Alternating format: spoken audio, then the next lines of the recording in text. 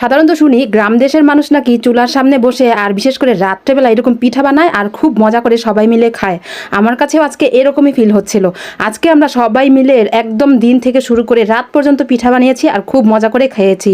পিঠা বানানোর আগে আর মাংস রান্না করার আগে আমি এখানে কাদা মেখে নিচ্ছি, যাতে পাতিলে কালো দাগটা খুব কম পড়ে, এতে পাতিলটা খুব তাড়াতাড়ি চকচকে হয়ে যায়। যাই হোক, কাদা মেখে আমি এখন রান্নাবান্না শুরু করে দিব। আমি একদম সকাল থেকে আজকে শুরু করে দিয়েছি।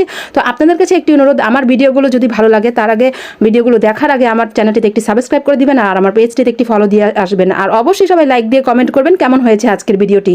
তো এইদিকে আমি চুলা ধরাচ্ছি আর চুলাটি সুন্দর করে ধরানো হয়ে গেছে। তো যাই হোক, পাতিলটা এখন বসে দিয়েছি। এই পাতিলটা যেহেতু একটু পাতলা তাই এখানে কাদাটা মেখেই বসাতে হয়েছে। তো এখন আমি মুরগির মাংস, তারপর গিলা কলিজা সব কিছু একদম মিলেমিশে রান্না করে ফেলবো। আর আমার কাছে খুবই ভালো লাগছিল যে আজকে মজা করে চিতই পিঠা খাবো রাত্রে সবাই মিলে, আর সাথে মাংস দিয়ে। আর রাত্রে বসে বসে চুলার সামনে খেতে ভীষণ ভালো লাগে। আর এই তো এখন মশলাগুলো কষিয়ে নিচ্ছি। আর এখানে এলাচি, দারচিনি, তেজপাতা সব কিছু দিয়ে এখানে হলুদ, মরিচ, লবণ, তারপর ধনে গুঁড়ো সব কিছু পরিমাণ মতো দিয়ে কষিয়ে নিব। আর ভালো করে কষানো হবে, যত কষানো হবে তত কিন্তু মাংসের একটা স্বাদ লাগে। আদা রসুন বাটা দিয়ে দেওয়া হয়েছে। তারপর এখন ভালো করে কষানো হবে। এই পাতিলটা যেহেতু একটু পাতলা, যাই হোক আমি ভেবেছিলাম যে হয়তো লেগে যাওয়ার সম্ভাবনা আছে, কিন্তু না, একদমই না, সুন্দরভাবে রান্না করেছি। মানে কি বলবো, আমি তো অনেকটাই ভেবেছিলাম যে পুড়ে যায় কিনা, যেহেতু আমি ফ্রাই প্যানেই বেশিরভাগ রান্না করি বা কড়াইতেই রান্না করি, যেহেতু মাটি চুলায় আসলে রান্না করার অভ্যস্ত আমরা না। তো যাই হোক, এখন আমি সব কিছু মাংস মশলা সব কিছু কষিয়ে এখন দিয়ে দিচ্ছি। কালারটা কিন্তু এখনই একটা অন্যরকম লাগছে, সুন্দর লাগছে আমার কাছে, জানি না আপনাদের কাছে কেমন লাগছে। আর বিশেষ করে মনে হচ্ছিল যে গরুর মাংস রান্না করছি, গরুর মাংসের ঘ্রাণ বের হয়ে গেছিলো। ছোট ছোট শীতের যে আলুগুলো, সেই আলুগুলো, নতুন আলুগুলো দিয়ে দিয়েছি। আলু না দিলে আসলে ভালো লাগে না, যেহেতু পিঠা খাবো সেহেতু আলু তো অবশ্যই দিতে হবে। আর যেহেতু আলু গোস্তের ঝোল রান্না করব, এটা তো পিঠার সাথে একদম মাস্ট, ভালোই লাগবে, কারণ পিঠার সাথে আলু গোস্তের ঝোলটাই বেশি ভালো লাগে। হ্যাঁ, আমি একটা কথা বলে রাখি, আমি কিন্তু কষানোর সময় টমেটো দিইনি, কিন্তু পরে আমি টমেটোটা দিয়েছি। টমেটোটা দিলে কিন্তু এই মাংসের স্বাদটা আরও দ্বিগুণ বেড়ে যাবে। তারপর আমি এখানে পরিমাণ মতো পানি দিয়ে এখন ভালো করে রান্না করে নিব। কয়েকটা আস্ত কাঁচামরিচ দিয়েছি। এখন আমি যাই হোক একদম আধা আধা রান্না করব, কারণ আমি সন্ধ্যার পর যখন আমরা পিঠা বানাবো তখন আবার এটা একটা আঁচ দিব, কারণ এটার স্বাদ তখন আরও দ্বিগুণ বেড়ে যাবে আর অনেক ভালো লাগবে। তো এখন এতটুকুই রান্না করেছি।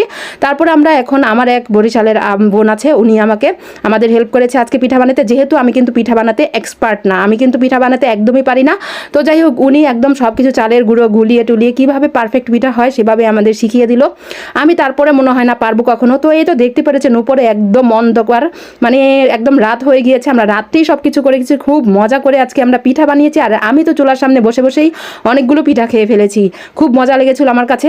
তো আপনারাও কি এরকমভাবে কোনো রকম কেউ খেয়েছেন কিনা, চুলার সামনে পিঠা বানাতেই পিঠা খেয়েছেন, এরকম ফিল আপনাদের কাছে ভালো লাগে কিনা, তো অবশ্যই কমেন্ট করে জানাবেন। তো যাই হোক, এই তো এখন তেল একটু মালিশ করে দিচ্ছে এখানে, যেহেতু আমার ব্রাশ নাই কড়াই এতে মালিশ করার মতো। তো যাই হোক, এখন পিঠাগুলো দিয়ে দিচ্ছে সুন্দর মতো। প্রথম পিঠাটা একটু যেমন তেমন হয়, কিন্তু পরের পিঠাগুলো কিন্তু অনেক ভালো হয়।